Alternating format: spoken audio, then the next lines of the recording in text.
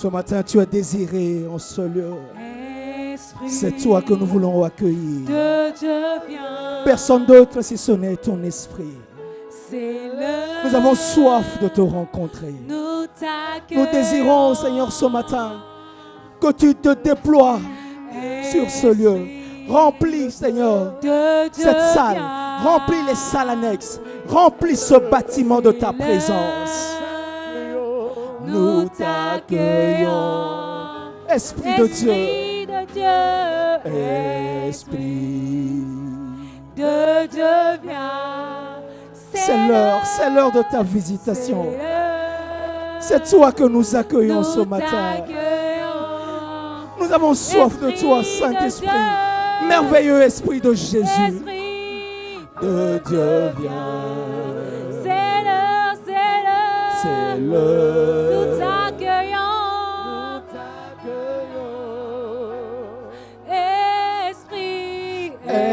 Esprit de Dieu, viens.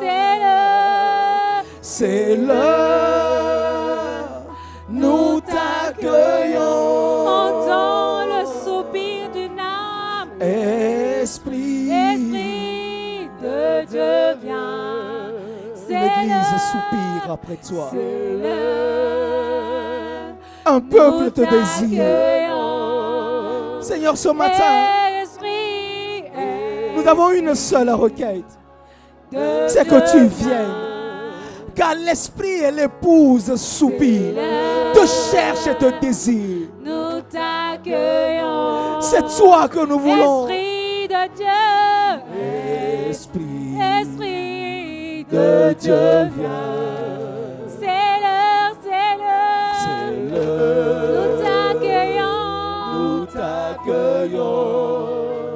Esprit de Dieu. Esprit de Dieu, viens. C'est l'heure. Nous t'accueillons. Esprit de Dieu. Esprit de Dieu, viens. C'est l'heure. Nous t'accueillons. Esprit de Dieu, viens. Toi seul es capable ce matin de nous désaltérer.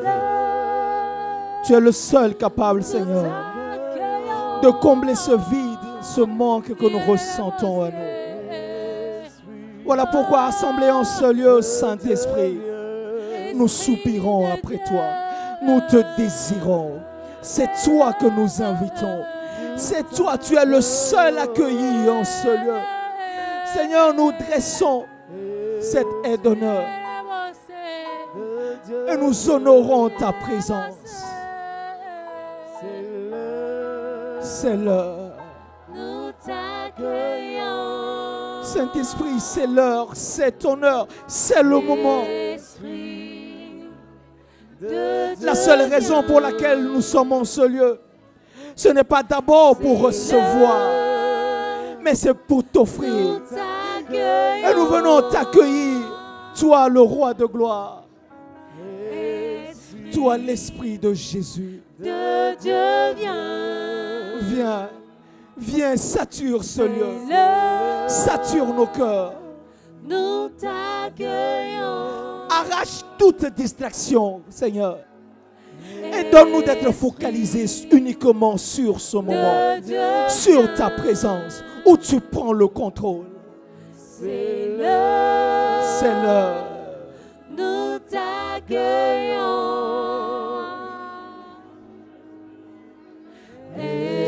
Esprit de Dieu, viens. C'est l'heure. Nous t'accueillons.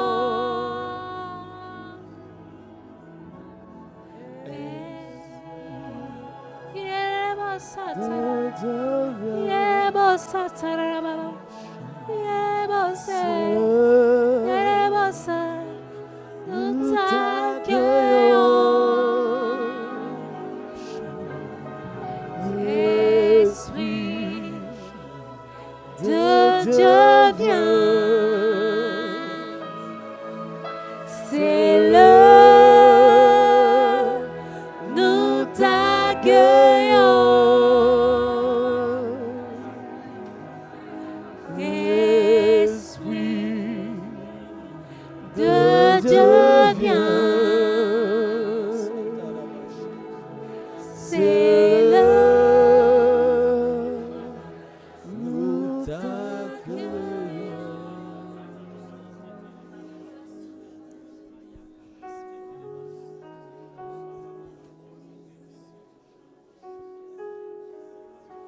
Laisse le Saint-Esprit prendre toute la place dans ton cœur.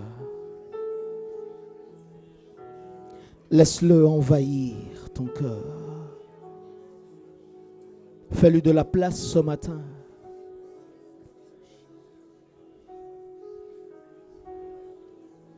Au milieu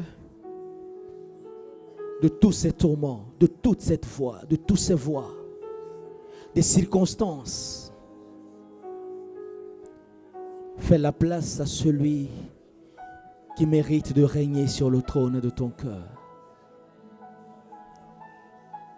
Laisse-le prendre le contrôle ce matin. Laisse l'Esprit de Dieu te remplir et t'inonder. Laisse sa présence te saturer.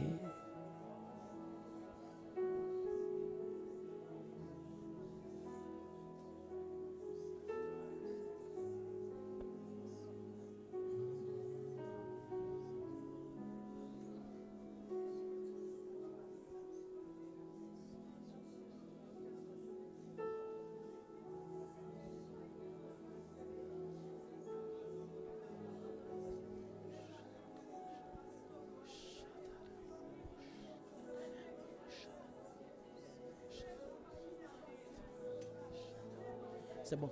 Merci.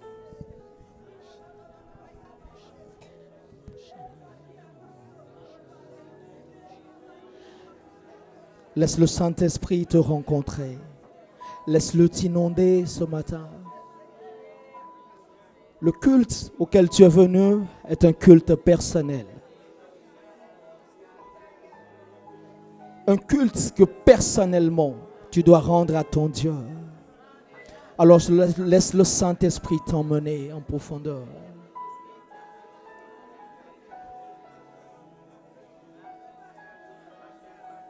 Fais-lui de la place. Laisse-le saisir ton cœur. Laisse-le t'envahir.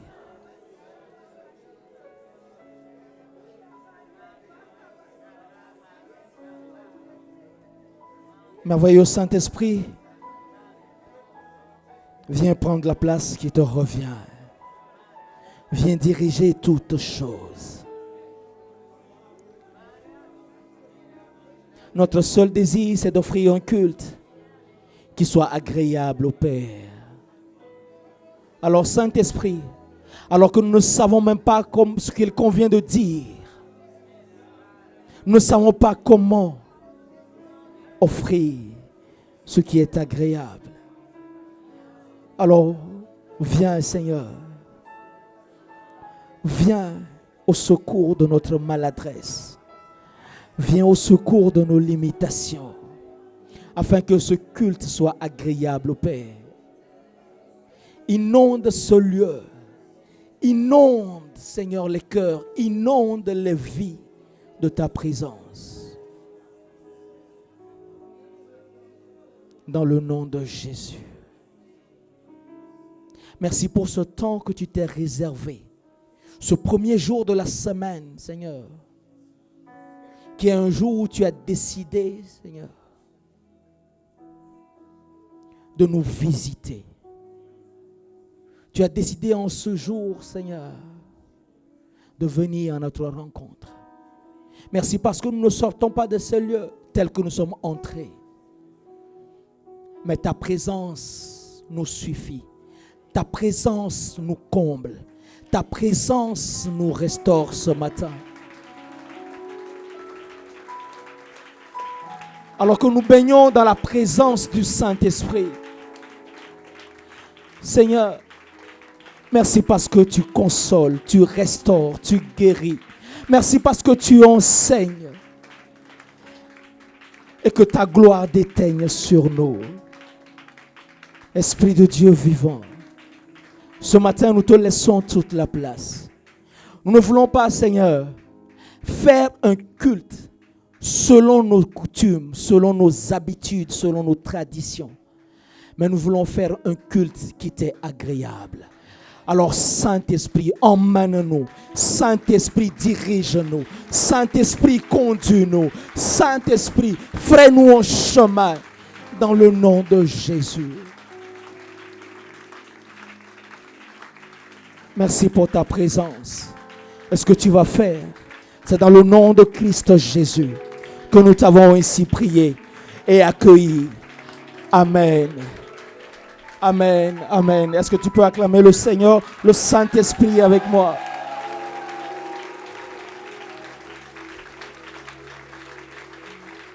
Amen. Merci de prendre place. Nous sommes les bienvenus dans la maison de notre Père. Si tu ne l'as pas encore fait, tu as l'opportunité de saluer une personne à ta gauche ou à ta droite et dis-lui, sois le bienvenu ou sois la bienvenue.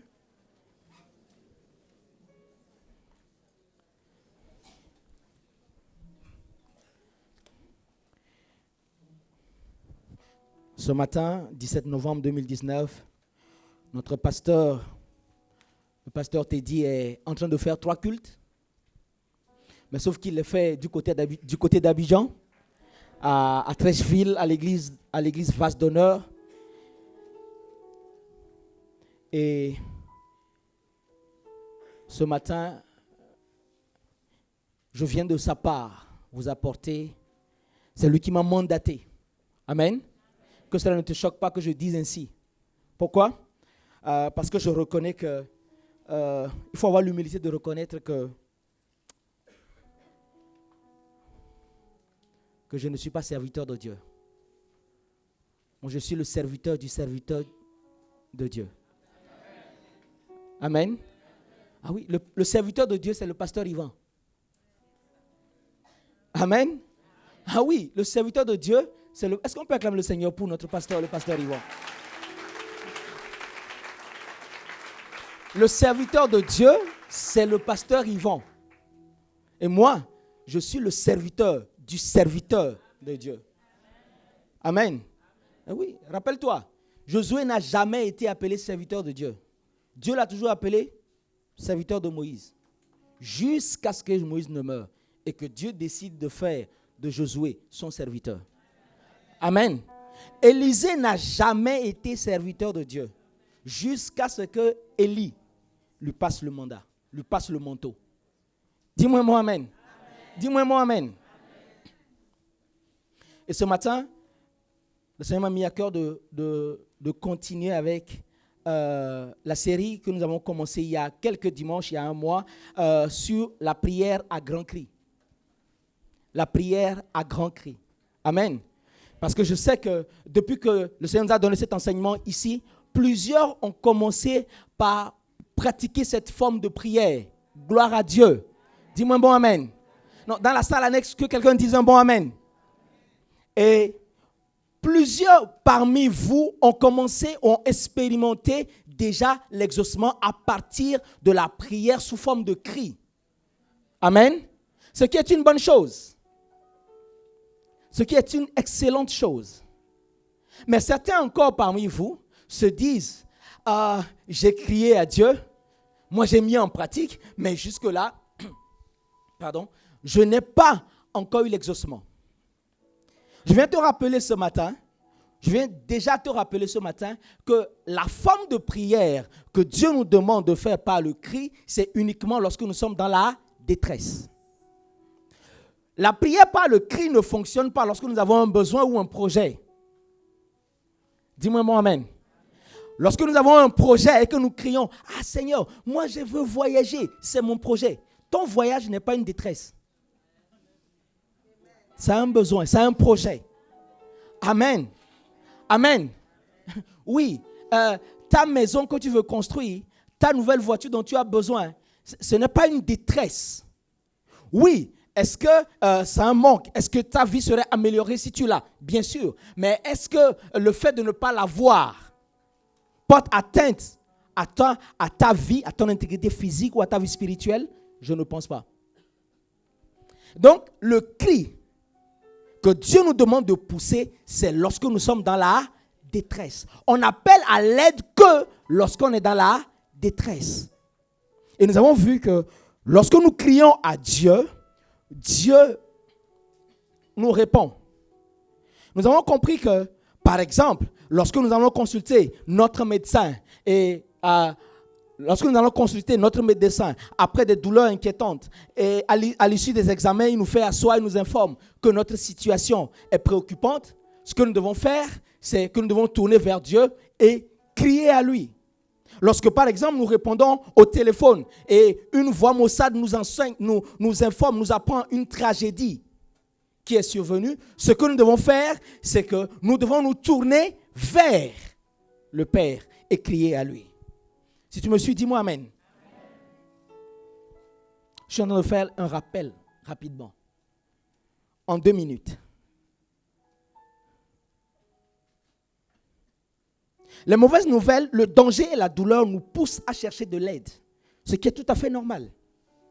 Et les chrétiens peuvent s'appuyer sur le Tout-Puissant, car il peut nous secourir dans toutes les situations, pourvu que nous crions à lui. Car lui-même, il a dit, et c'est notre verset de base, il a dit dans Luc 18, le verset 7, je te le rappelle, il dit,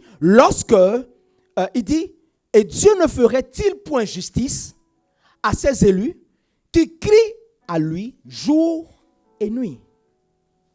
Et tarderait-il à leur égard? Ça veut dire que Dieu ne tarde pas lorsque le juste crie à lui. Lorsque le juste commence dans sa détresse à élever la voix vers Dieu, Dieu réagit promptement. Bien qu'il ne soit pas sourd, Dieu nous demande dans nos détresses de faire appel à son secours au travers de cette forme de prière. Et pour parler à voix haute de nos peines à Dieu, nous devons faire preuve d'humilité. C'est-à-dire reconnaître nos faiblesses, nos limitations, nos incapacités. Et en criant à lui, nous lui exprimons notre confiance en sa volonté et en sa capacité à nous aider. C'est ce que nous avons dit, rappelle-toi. Nous avons dit que ce sont les 2 raisons pour lesquelles nous devons crier à Dieu. C'est une forme d'humilité où nous reconnaissons notre incapacité. Et la deuxième chose, c'est que nous reconnaissons sa toute puissance et sa volonté à nous venir en aide. Alors quand nous sommes dans un besoin pressant, ce besoin nous incite à renoncer à notre orgueil et à notre autosuffisance et à nous tourner vers Dieu. Et parfois, quand nous refusons de le faire, Dieu nous laisse agir. On se dépatouille nous-mêmes jusqu'à avoir le dos au mur ou jusqu'à toucher le fond. Et c'est là où on se rend compte qu'on a besoin de lui faire appel. Très souvent, tu as déjà regardé ces genres de films de super-héros où, quand les gens sont en danger, ils ont une manière d'appeler à l'aide. Tu vois, non? Par exemple, Batman.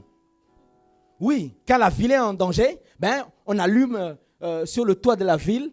Voilà, on fait signe qu'on a besoin d'un sauveur. On a besoin que Batman vienne intervenir. Pourquoi? Parce qu'il y a des personnes qui sont en danger. La Bible nous rassure que Dieu entend nos cris et il répond. Dis-moi Amen. Et au psaume 3, le verset 5, David écrit ceci. Psaume 3, le verset 5, David écrit ceci. De ma voix, je crie à l'Éternel et il me répond de sa montagne sainte. De ma voix, je crie à l'Éternel et il me répond de sa montagne sainte. Donc, lorsque nous implorons tout haut le secours de Dieu, nous lui demandons d'intervenir par sa puissance. Toutefois, crier à Dieu n'est pas une question de décibels, mais c'est une question de cœur. Amen. Crier à Dieu n'est pas une question de décibels, c'est une question de cœur. Osée 7, le verset 14, rappelle-toi. Osée 7, le verset 14, la Bible dit, ils ne crient pas, Dieu dit, ils ne crient pas vers moi dans leur cœur. Ils ne crient pas vers moi dans leur cœur. Mais qu'est-ce qu'ils font lorsqu'ils sont dans la détresse? Qu'est-ce que son peuple, le peuple de Dieu fait? Mais ils se lamentent sur leur lit.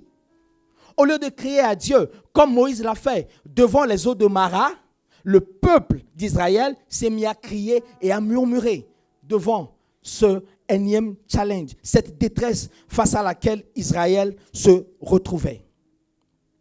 Lorsque le cri ne provient pas du cœur, ce n'est qu'un bruit. Et Dieu n'a pas promis de répondre au bruit. Il a promis une réponse au cri. Dis-moi amen. Pire, il en arrive que ton voisin se lamente ou murmure dans sa détresse. Mais dans sa parole, nous remarquons qu'à chaque fois qu'une personne ou un peuple crie à Dieu dans sa détresse, Dieu est toujours diligent à secourir, à envoyer sa main. Et rappelle-toi, nous avons dit que si Dieu répond à un cri, il le fait de 3 manières.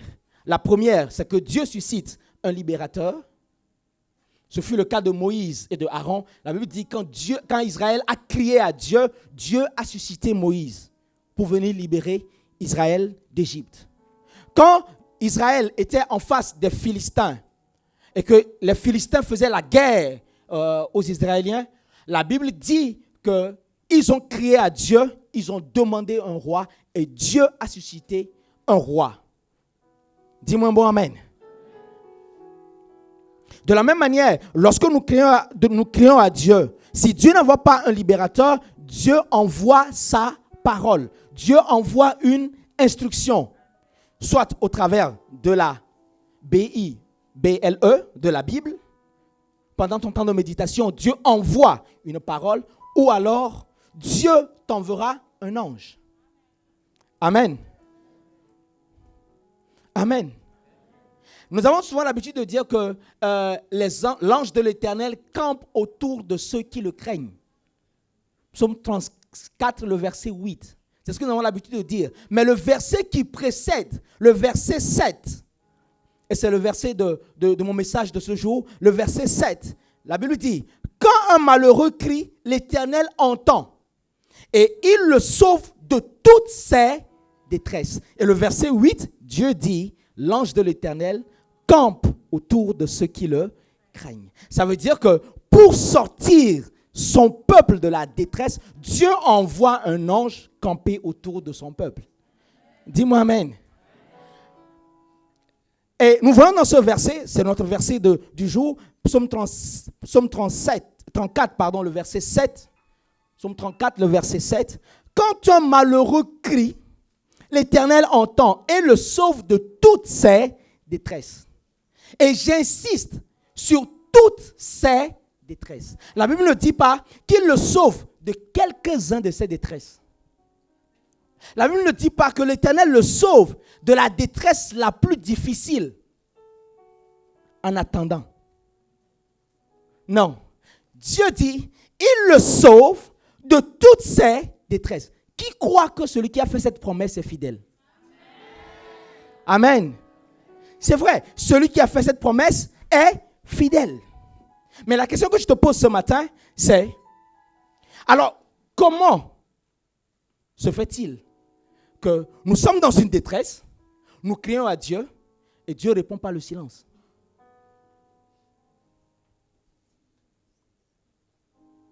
Et c'est le thème de mon message aujourd'hui. Le thème de mon message aujourd'hui, c'est que faire quand Dieu garde silence face à mon cri de détresse? Que faire quand Dieu garde le silence face à mon cri de détresse? Qui veut savoir?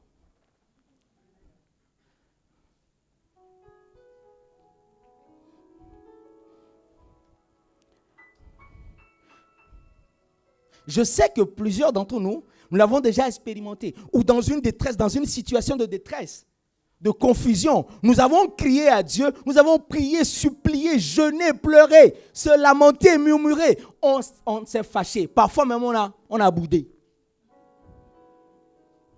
Vrai ou pas vrai? Non, lève pas la main. Je sais, plusieurs parmi nous, on a été déjà fâchés contre Dieu. Non, moi je suis fâché, je ne te parle plus. Et on fait tout ça, mais Dieu reste silencieux.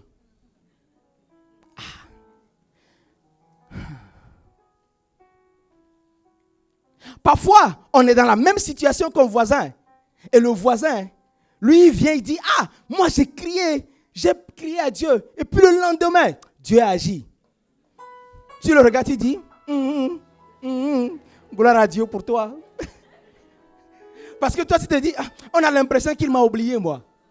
On a l'impression que moi, il ne m'entend pas. Qui voit de quoi je parle? Que faire quand Dieu garde silence face à mon cri de détresse? Cette pensée concerne beaucoup de chrétiens qui sont frustrés dans leur détresse. Certains sont à la limite découragés. Au point où ils se disent, on va faire avec. Advienne que pourra. On va tenir aussi longtemps que possible. D'ailleurs, j'en parle même plus. Non, baisse pas la tête, on est ensemble. Parce que quand j'enseignais sur la prière par le cri, certains se disaient, ah, pasteur, gloire à Dieu, ça c'est pour moi. Mais tu es parti 1 semaine, 2 semaines, tu as crié 3 semaines, 4 semaines, silence radio. J'ai dit, ah, ou bien le message n'était pas pour moi, je me suis trompé. Parce que dès le premier dimanche, quand j'ai donné ce message ici le lendemain, il y a plusieurs personnes qui m'ont fait un témoignage. Des personnes qui ont des situations décantées, des dossiers qui ont bougé. Dis-moi amen. Mais certains se disent, Seigneur, jusqu'à quand? Jusqu'à quand? Et quand on en arrive à être découragé, ou parfois même à remettre sa foi, sa vie chrétienne en question, plusieurs souffrent, versent des larmes et ne comprennent pas pourquoi Dieu garde silence. Pourtant, quand je me regarde, y a pas, je peux dire en toute humilité, il n'y a pas, la vie de péché est derrière moi. Quand je regarde, non, je prie, je donne ma dîme, je fais quoi encore? Ah, mais Seigneur, quand je regarde, vraiment, mais je ne comprends pas. Je ne comprends plus. Pourquoi? Et quand on en arrive là, sans le savoir, on ouvre la porte à plusieurs mensonges. Plusieurs pensées avec lesquelles le diable commence par nous accabler. Une pensée selon ce genre de pensée. Es-tu sûr que Dieu est avec toi? Ou encore, est-ce qu'il entend lorsque tu pries, lorsque toi tu cries là? C'est vrai, hein, il entend les gens. Hein? Mais est-ce que toi en particulier, il t'entend? Moi, je pense que c'est le diable qui parle. Moi, je pense que tu devais te taire. Parce que vraiment, depuis tu cries, tu jeûnes, tu pries, tout ça, mais on dirait que la situation s'empire. Tu es en train d'aggraver ton cas. Tais-toi. Et l'un des mensonges le plus répandu, c'est Dieu veut que je passe par cette épreuve. Parce que mes souffrances glorifient Dieu.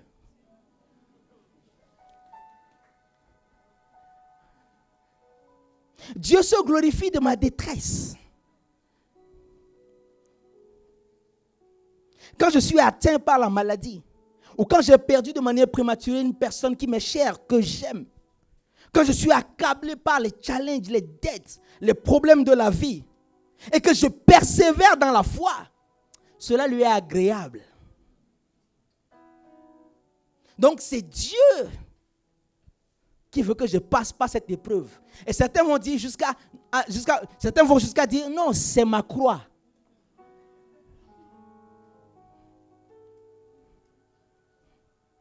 Laisse-moi te dire ce matin qu'il n'en est rien.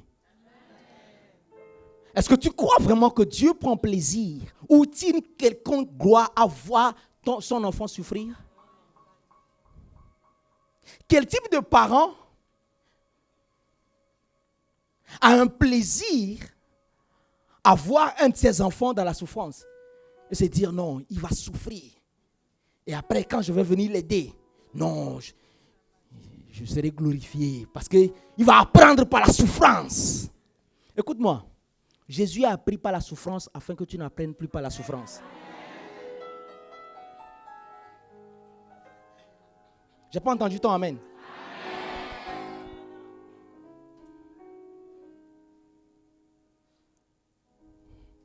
Voyez-vous, je suis père et j'ai une fille.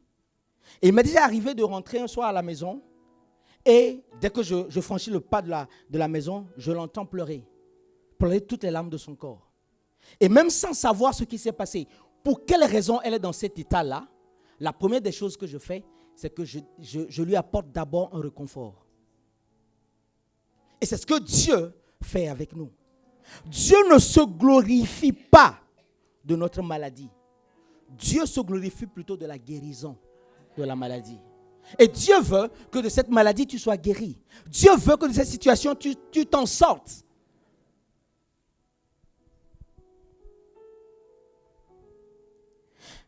Mais nous remarquons que lorsque, dans la détresse, nous crions à lui, Dieu garde parfois le silence. Un silence difficile que nous avons du mal à comprendre.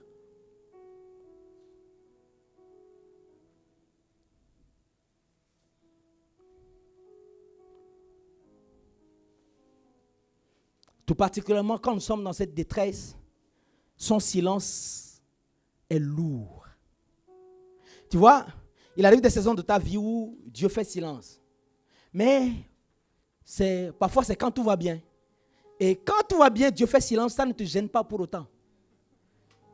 Tu te dis non, ça va, tout va bien. Donc, Seigneur, merci. Même s'il ne dit rien, toi tu continues de dire merci Seigneur. Merci Seigneur. Mais quand tu es dans la détresse et qu'il ne dit rien, son silence est pesant. Non, ce n'est pas 2 tonnes, c'est plus que ça. Tellement pesant qu'on peut en être découragé. Mais lisons ensemble, nous allons lire ensemble 2 histoires, magnifiques histoires que j'ai découvertes dans la Bible. C'est l'histoire, nous l'avons déjà lu, l'histoire de la femme cananéenne. Dans Matthieu 15, le verset 21 au verset 28. Matthieu 15, verset 21 au verset 28. Matthieu 15, verset 21 au verset 28. Je lis la version parole vivante. En quittant cet endroit, Jésus se rendit dans la région de Tyr de Sidon. Et voilà qu'une femme cananéenne qui habitait cette région sortit de chez elle et se mit à crier. Elle était en détresse. Elle sortit et elle se mit à crier. Matthieu 15, verset 21 à 28. Elle se mit à crier. Seigneur, fils de David, aie pitié de moi. J'ai une fille qui souffre horriblement parce qu'un démon la tourmente. Donc cette femme était dans une détresse. Sa fille est gravement malade. Et elle sait que cette maladie-là, personne ne peut guérir de ce mal. Parce qu'à l'époque, personne ne chassait les démons. Quand quelqu'un était possédé d'un démon, on devait le lapider à mort. Donc cette femme était consciente qu'en fait, il n'y avait pas de traitement. Est-ce que tu me suis? Mais la Bible dit que dans sa détresse, elle se tourna vers Jésus parce qu'elle a entendu Jésus qui était dans la région. Mais la Bible dit au verset 23, regardez ce que la Bible dit. La Bible dit, mais Jésus ne lui répondit pas un mot. Mais Jésus ne lui répondit pas un mot. Elle a crié, elle avait de la détresse, elle s'est tournée vers Jésus, mais Jésus n'a pas répondu un seul mot. La Bible dit, Jésus a gardé silence. C'est comme s'il n'a rien entendu.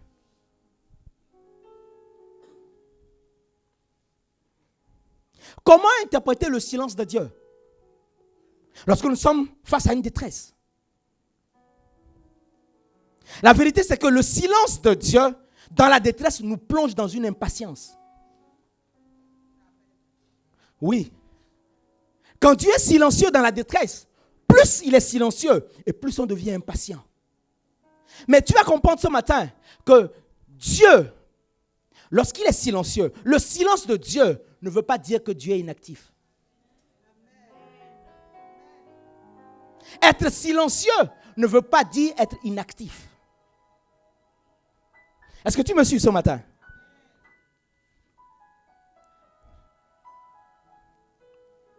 Il a promis que lorsqu'on crie à lui, il répond. Mais la Bible dit que cette femme s'est tournée vers lui. Et cette femme a crié dans sa détresse. Mais la Bible dit, Jésus a gardé le silence. le verset continue, la parole continue en disant, finalement, ses disciples intervinrent et lui dirent avec instance, accorde-lui donc ce qu'elle te demande, car elle ne cesse de nous suivre et nous fatigue avec ses cris. Certainement que c'est Pierre qui a encore parlé. Il dit, mais Seigneur, cette femme-là, ça fait des heures qu'elle nous suit et elle ne cesse de crier la même chose. Mais tu fais comme si elle n'existait pas. Tu fais silence comme si tu n'entendais rien. Mais donne-lui ce qu'elle demande, afin qu'elle arrête de nous agacer avec ses cris. À quoi il répond? Là maintenant Jésus répond. À quoi il répond? Ma mission se borne aux brebis égarées du peuple d'Israël. Intéressant. Ma mission se borne aux brebis égarées du peuple d'Israël. Mais la femme vint se prosterner devant lui en disant, est-ce que tu me suis? Imagine un peu la scène. Cette femme qui, depuis plusieurs heures, suit Jésus. Et elle crie, fils de David, Seigneur, aide-moi. Ma fille, elle est possédée. Seigneur, viens à mon secours. Mais pendant des heures, Jésus ne dit rien. Jésus l'ignore totalement. Jésus fait silence. Et les disciples ont dit au maître, maître, réponds, il y a un cri qui nous suit depuis. On a mal à la tête. Il n'y a pas encore de paracétamol qui a été inventé. Libère-nous de ces cris, Seigneur. Fais quelque chose. Alors, Jésus ne s'adresse pas à la femme. Jésus s'adresse aux disciples. Mais qu'est-ce que cette femme va faire? La Bible dit que cette femme vint se prosterner devant lui en disant, même si Jésus l'ignorait, elle se prosterne devant lui en disant, Seigneur, aide-moi. Je suppose que Jésus était en train de marcher, mais cette femme a insisté, elle est passée par devant Jésus et elle s'est prosternée devant le maître en lui disant, Seigneur, aide-moi. Il lui répondit, il ne serait pas juste de prendre le pain des enfants de la maison et de le jeter aux petits chiens. Et la femme dit, c'est vrai. Seigneur, répliqua-t-elle. Et pourtant, les petits chiens se nourrissent des miettes qui tombent de la table de leur maître. Alors Jésus reprit, ô femme, que ta foi est grande, que ton désir s'accomplisse. Et la Bible dit, et sur l'heure, sa fille fut guérie.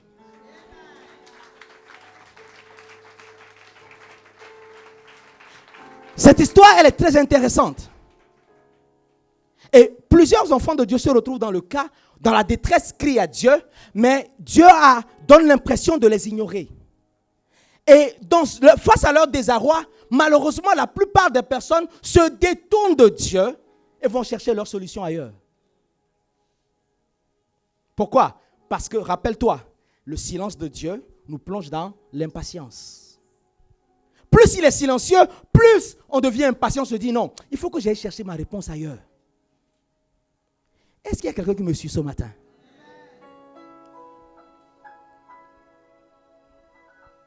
La question que je te pose, c'est pourquoi est-ce que Jésus a fait silence face à cette femme?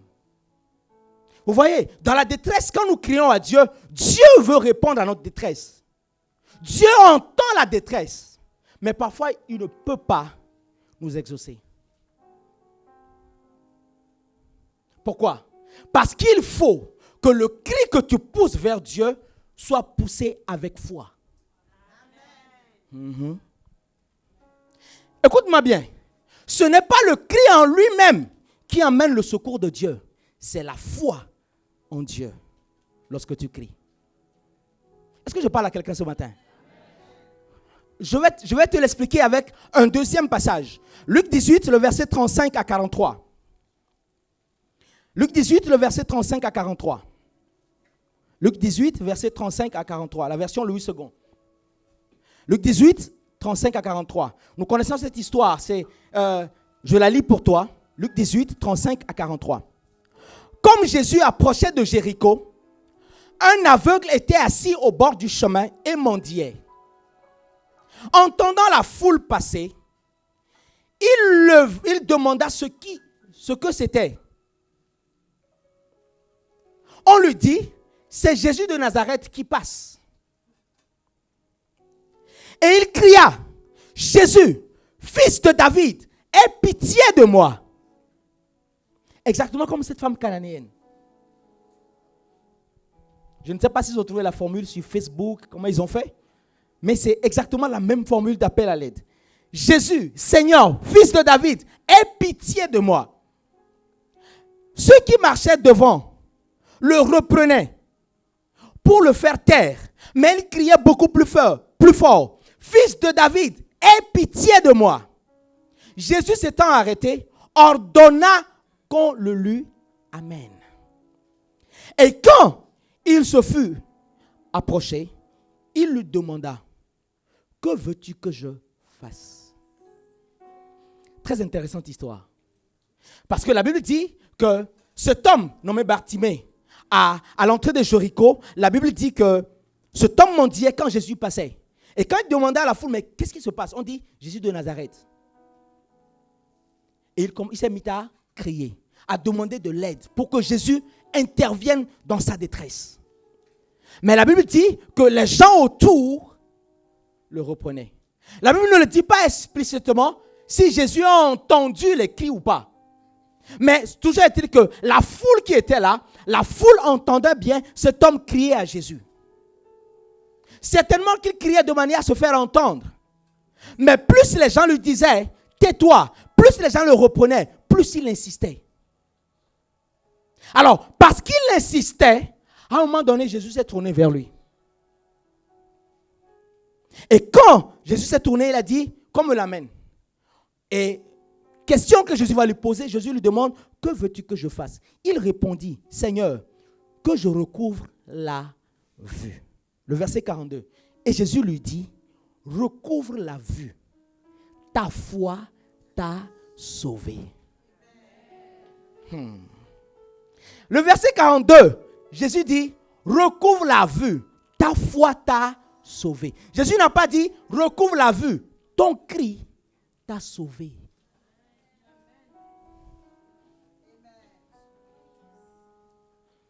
Jésus n'a pas dit, parce que tu as crié, tu es sauvé. Écoute-moi bien ce matin. Ce n'est pas parce que tu cries que tu seras sauvé. Non. C'est parce que tu crois en celui qui sauve que tu seras sauvé.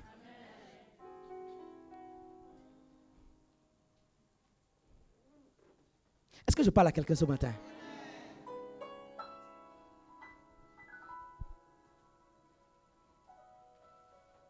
Il est très facile de commencer par appliquer la méthode de la prière par le cri en oubliant de croire en la personne qui sauve réellement. Est-ce qu'on est ensemble? Jésus démontre que ce n'est pas uniquement le cri qui a sauvé Bartimée, mais c'est sa foi qui l'a sauvé. Exactement comme cette femme cananéenne. Jésus s'est tu jusqu'à ce que Jésus entreprenne une discussion. Et Jésus voit que cette femme avait la foi pour être sauvée. Pourquoi? Parce qu'au départ, c'était une cananéenne. Oui. Donc, naturellement, on suppose qu'elle n'avait pas les prédispositions pour croire au Sauveur Jésus-Christ. Est-ce qu'on est ensemble? Est-ce qu'on est ensemble? Voilà pourquoi quand elle demande à l'aide, Jésus dit, non, j'entends pas. J'entends pas. Jésus fait silence jusqu'à ce que Jésus ait vu sa foi. Vous savez, quand nous crions à Dieu, parfois Dieu fait silence afin que nous puissions lui démontrer notre foi. Je peux l'illustrer de cette façon. Est-ce que quelqu'un peut venir? Viens.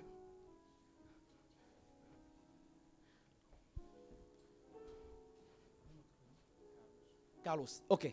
Alors, Carlos, tu vois, supposons que je suis dans un besoin. D'accord? Je suis dans une détresse. Et que je me tourne vers Carlos pour lui faire une demande. Est-ce que tu me suis?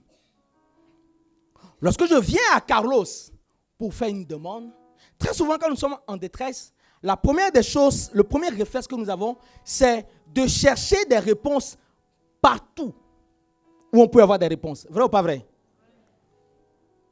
Et donc, parmi ces réponses-là, l'une des réponses qui devait être notre réflexe, c'est le fait de se tourner vers Dieu.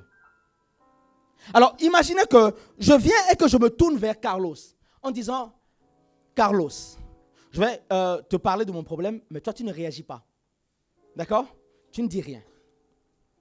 Carlos, tu sais, j'ai un challenge financier. Vraiment, si je ne le règle pas, je vais me retrouver à la rue d'ici demain. Mais franchement, je sais que tu peux m'aider. Tu es capable de m'aider. Même si c'est pour juste décanter la situation, le temps que je puisse retomber sur mes pieds et je vais pouvoir te retourner ce que tu vas m'avancer. Mais vraiment, je compte sur toi. Est-ce que vous voyez ce qui se passe? Plus j'ai confiance en la capacité de Carlos à m'aider, même s'il est silencieux, je vais continuer par lui parler. Je vais continuer par poser ma situation. Pourquoi? Parce que j'ai une totale confiance en ce qu'il est capable de me sortir de cette situation. Mais si je sais intellectuellement ou j'imagine juste que Carlos est une possibilité, quand je viens à Carlos et je dis, Carlos, tu sais, j'ai un défi financier et je sais que tu peux m'aider. Mais franchement, si tu m'aides, ce serait bien. Et que Carlos ne dit rien. Au bout d'un moment, qu'est-ce que je vais faire? Je vais me détourner vers une autre solution. Et c'est là où plusieurs enfants de Dieu ne s'attendent pas à Dieu et ne comprennent pas le silence de Dieu. Le silence de Dieu permet de prouver à Dieu qu'on a une totale confiance en lui. Merci, Carlos.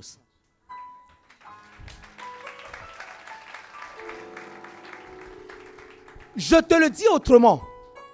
La foi véritable n'est pas le fait d'obtenir exaucement dès qu'on demande quelque chose. La foi véritable commence quand Dieu est silencieux à nos prières. Ah oui. La foi véritable commence lorsque Dieu est silencieux à nos prières. Rappelle-toi la définition de la foi. Hébreux 11, la Bible dit, la foi est la démonstration des choses que l'on ne voit pas. Ça veut dire que si tu viens vers Dieu avec ta détresse et que Dieu ne répond pas, mais parce que tu as foi, tu démontres ce que tu n'as pas encore vu se manifester. Même s'il est dans le silence, tu démontres que tu as foi en Dieu. Est-ce que je parle à quelqu'un ce matin?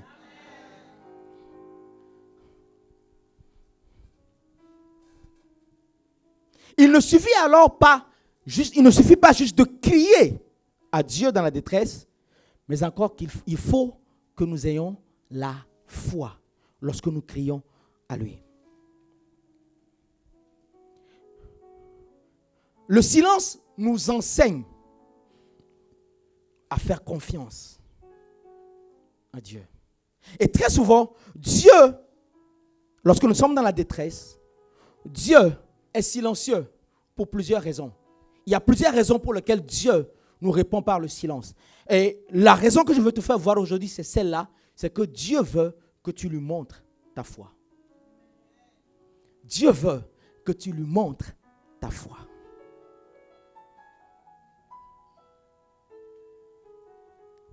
Parfois, on demande, dans notre détresse, comme je l'ai dit tout à l'heure, on a plusieurs options. Et on a tellement d'options que on ne s'attend plus réellement à Dieu.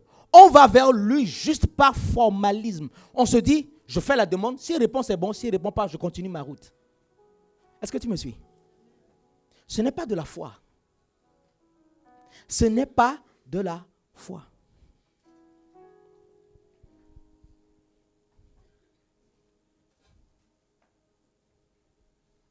L'histoire d'un jeune homme qu'on raconte d'un jeune soldat. Une histoire qui s'est passée aux États-Unis lors de la guerre de sécession aux États-Unis, où ce jeune homme avait déserté. Dans la violence du combat, ce jeune homme avait déserté l'armée. Et il fut rattrapé pour passer en cour martiale. Et la cour l'a condamné à mort. En apprenant la nouvelle, les parents du jeune homme eurent leur cœur brisé. C'était leur seul garçon. Même s'ils avaient une petite fille, même s'ils avaient aussi une petite fille. Cette dernière connaissait le nom du président Lincoln et sa bonté. Elle pensa en elle-même, si le président savait combien mon père et ma mère aiment mon frère, il ne le laisserait pas fusiller. Elle supplia alors son père d'aller à la capitale pour tenter d'obtenir la grâce du condamné. Désespéré, le père lui dit, ce n'est pas possible, ma fille. La loi doit suivre son cours. D'ailleurs, beaucoup de parents ont vu déjà leur demande rejetée, leur demande de grâce rejetée, refusée. Et le président a déclaré qu'il n'interviendrait plus pour quiconque et que les sentences de cour martiale seraient désormais exécutées. Et le père ajoute, d'ailleurs, notre dernière demande n'a eu pour seule réponse qu'un silence assourdissant. Le père et la mère avaient abandonné tout espoir que leur fils puisse être gracié. Mais pas la petite fille, qui ne perdait pas espoir. À force de persévérance, elle réussit à convaincre son père de l'emmener prendre le train afin d'aller de son village à la capitale. Debout sur le quai, la petite fille sentit son cœur battre lorsque le train arriva. Mais ce n'était pas de la peur, plutôt de l'excitation, à l'idée de ce premier grand voyage loin de chez elle et de sa future rencontre avec le président des États-Unis. Lorsqu'elle arriva devant la Maison Blanche, les soldats qui en contrôlaient l'accès voulurent l'empêcher de passer. Mais elle raconta les raisons de sa venue. Les soldats qui avaient aussi connu la terrible réalité des combats lui ouvrirent le passage. Le secrétaire particulier du président refusa de l'introduire auprès de celui-ci. Mais, une fois de plus, la petite fille raconta l'histoire de son frère qui l'avait poussé à quitter si loin pour la capitale. Le secrétaire fut touché et il l'introduisit devant le président. Quand elle entra dans le cabinet du président Lincoln, elle vit là des sénateurs, des généraux, des gouverneurs, des hommes politiques, tous occupés aux grandes affaires de l'État. Impressionné, l'enfant s'arrêta. Mais le président la vit, debout devant la porte. « Que puis-je pour toi ?» lui demanda-t-il. Et l'enfant commença à raconter son histoire dans son simple langage. Au fur et à mesure que la petite fille parlait, les larmes courlaient sur les joues du grand homme, qui était père lui aussi. Il fit rapidement expédier un télégramme pour faire venir le condamné. Quand il fut arrivé, le président le gracia, lui donna 30 jours de congé et l'envoya chez lui rejoindre sa sœur et ses parents pour que toute la famille puisse célébrer son retour.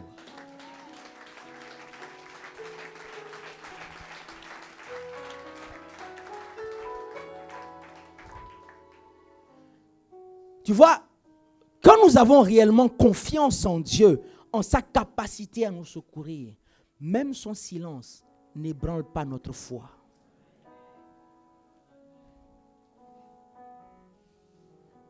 Continuer de crier malgré son silence démontre que nous avons une confiance absolue en lui. Le silence en lui-même n'est pas un problème, mais c'est l'interprétation que nous en faisons.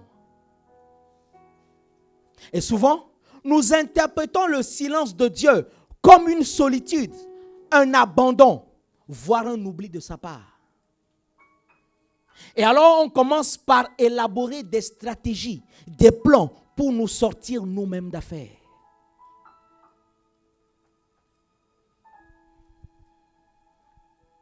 Mais ce que nous devons plutôt retenir, c'est que quand Dieu fait silence, nous devons apprendre à faire silence derrière le silence de Dieu.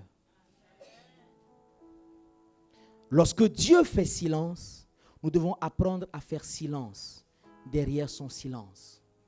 Parce que très souvent, quand Dieu fait silence, nous continuons d'entendre la voix des circonstances, la voix des événements qui viennent troubler notre paix, notre quiétude. Nous continuons d'entendre la voix de tous ces troubles autour de nous, au point où nous n'arrivons pas à faire silence au-dedans de nous. Lorsque Dieu fait silence dans notre détresse, nous devons apprendre à faire silence dans notre esprit.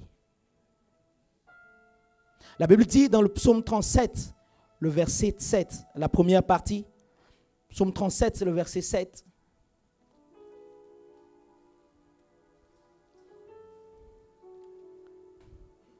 Psaume 37, c'est le verset 7. Je lis.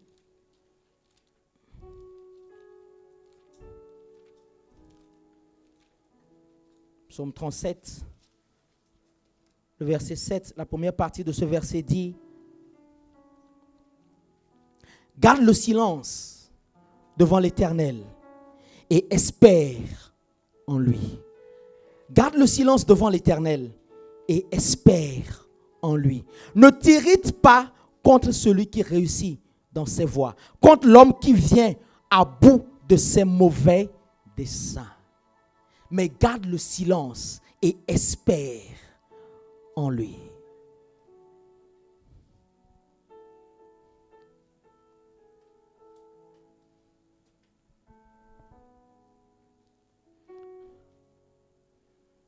Je vais te dire ce matin, je suis en train d'atterrir, que ce n'est pas parce que le silence de Dieu ne veut pas dire qu'il est inactif. Le silence de Dieu ne veut pas dire qu'il n'écoute pas. Le silence de Dieu ne veut pas dire qu'il n'agira pas.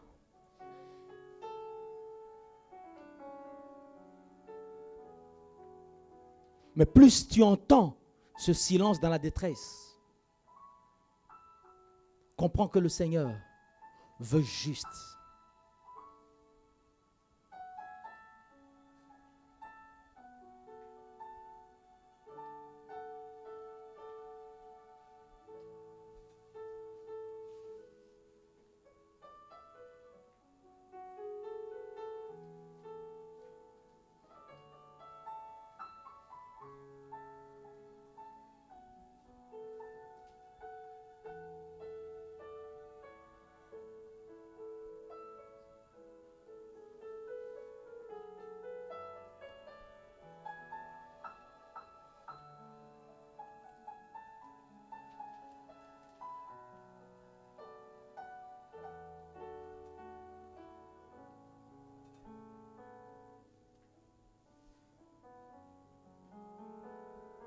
Tu vois, quand je parlais jusqu'à ce que je me taise, certains avaient les yeux fermés. Mais ils ont ouvert les yeux, ils ont levé la tête vers moi. Comprends que dans ta détresse, lorsque tu regardes partout troublé, quand Dieu se tait, c'est parce qu'il veut attirer ton attention sur sa personne.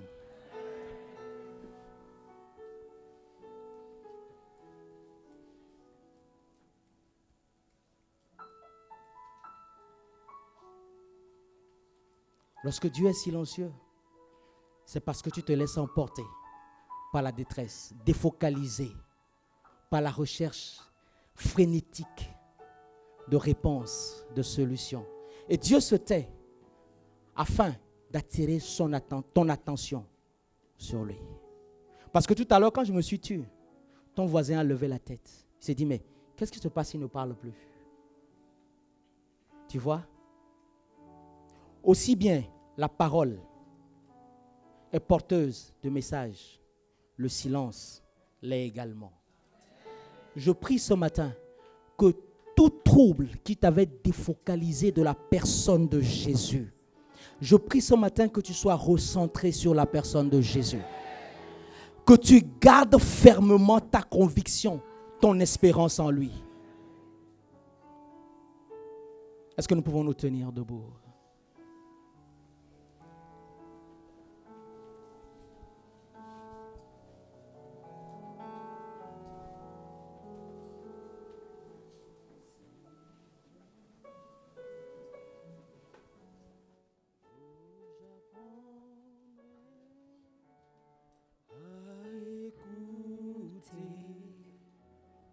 La voix du bon berger, quand je l'entends, oh je comprends qu'il a payé pour ma liberté. Si je me tais, si je me tais, oh, j'apprendrai à écouter la voix du bon berger. La voix du bon berger. Quand je l'entends. Dans la détresse, lorsque je l'entends, alors je comprends qu'il a payé, qu'il a tout accompli à la croix. Pour ma liberté, si je me tais,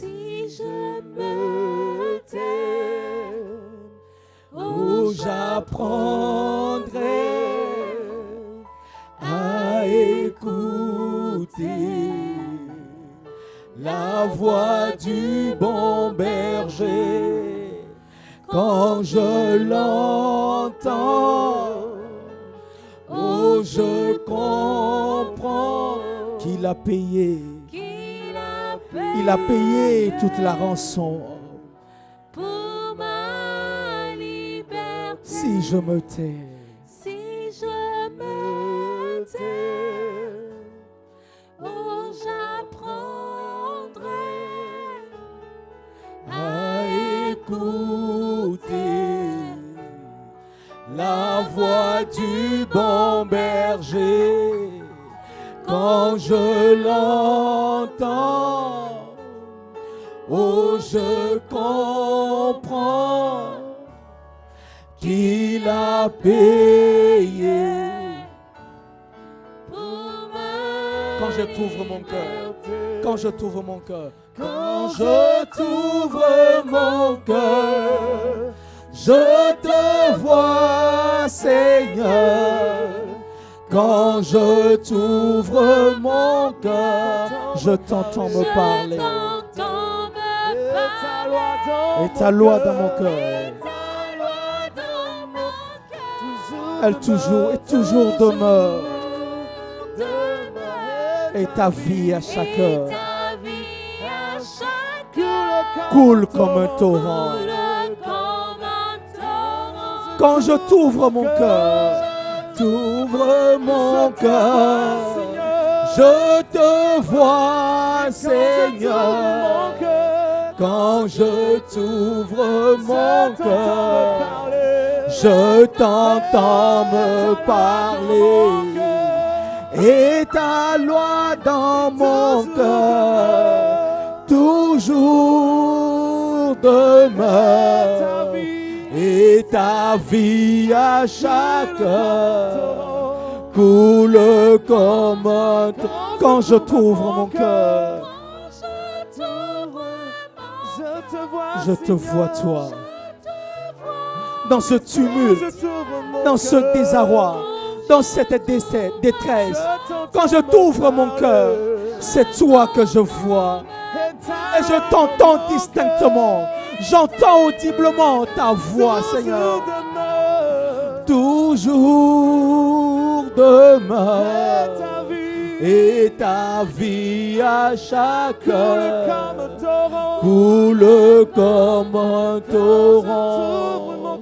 Quand je t'ouvre mon cœur, je te vois, Seigneur. Je te vois me parler. Je t'entends me parler. Et ta voix dans mon cœur. toujours demain.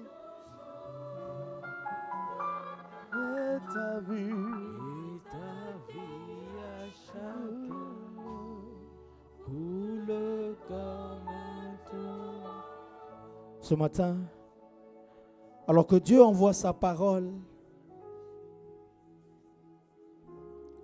nous croyons que cette parole vient et elle transperce nos cœurs, afin que là où la détresse, afin que là où les tumultes, les troubles nous avaient emmenés dans une forme de recherche frénétique de solutions, en oubliant le Maître, en oubliant la personne de Jésus, en oubliant le Sauveur lui-même. Ce matin, le Seigneur veut attirer notre attention sur sa personne. Ce matin, alors qu'il fait silence à nos cris, alors qu'il met du temps à répondre dans cette détresse, il veut attirer notre attention sur sa personne. Alors, Saint-Esprit, nous te prions, là où nous avions, Seigneur, laissé le monde, laissé les défis du quotidien nous défocaliser, nous entraîner, Seigneur, loin de toi. Nous prions aujourd'hui, ramène nos cœurs à toi. Au-delà de la réponse que tu peux donner, au-delà des solutions que tu peux apporter, Seigneur, nous comprenons que ce que nous devons rechercher en premier, ce sur quoi nous devons fixer le regard en premier, ce en quoi nous devons espérer, celui à qui nous devons nous attendre en premier, c'est toujours toi et jamais nul autre. Merci parce que tu occupes toute la place dans nos vies et que tu reprends, Seigneur.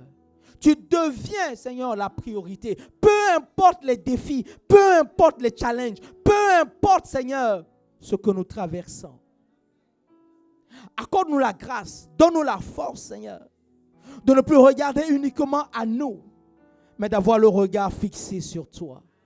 Toi qui es l'auteur et le consommateur de notre foi.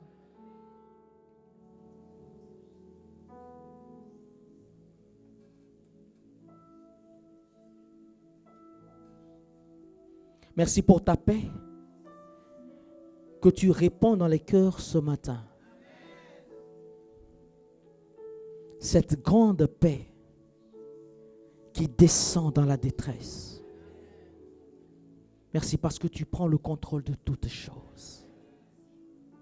Ta seule présence nous comble véritablement. Sois celui qui est notre premier et notre dernier, celui qui est notre tout. Dans le nom de Jésus, nous t'avons ainsi prié. Amen. Amen.